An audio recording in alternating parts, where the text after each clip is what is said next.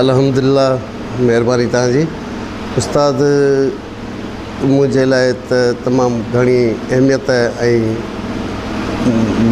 क़ाबिल एतिराम शख़्सियत आहे त दुनिया में ॼातल सुञातल हिकिड़ी शख़्सियत आहे। उस्ताद जो नालो कंहिंखां ॿुधियो न आहे। अनमोल शाइरी, उस्ताद जा अनमोल अल्फाज़ सॼी दुनिया में पसंदि कया विया आहिनि। उस्ताद जी शाइरी खे उस्ताद मूं लाइ तमामु मोहतरम ऐं मुंहिंजो रहबर, जिन जे गीत सां मूंखे शोहरत मिली, जिन जा गीत आउं अॼु बि ॻायां थो अल्हम्दुलिल्लाह। उस्ताद जो गीत जेको ॻायो जंहिंसां मूंखे शोहरत मिली ऐं माण्हुनि खे तमामु घणो उन्हनि खे लाइक कयो। मूंॾे नेण न खण दुनिया ॾाढी साड़ोली ॾींदई कान ॾिसण।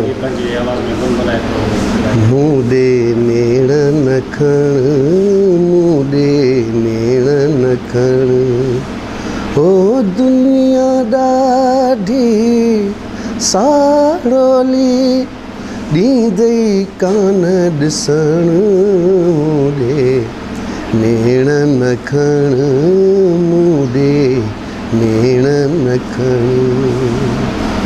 ख़ूबसूरत गीत। उन खां पोइ काफ़ी सारा गीत उस्ताद जा जेके अॼु बि मूंखे महफ़िलुनि में प्रोग्राम्स में फरमाइशूं कयूं वेंदियूं आहिनि।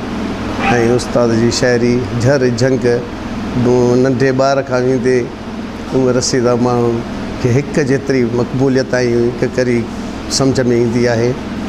ऐं तमामु उस्ताद अज़ीम शख़्सियत जंहिंखे असीं अॼु बि भुलाए नथा सघूं। बिल्कुलु उस्ताद जहिड़ा अज़ीम शख़्सियतूं लेखक या शाइर सदियुनि में पैदा थींदा आहिनि। उस्ताद जो ख़्यालु फ़िलहालु त केरु तकिड़ो भरे नथो सघे।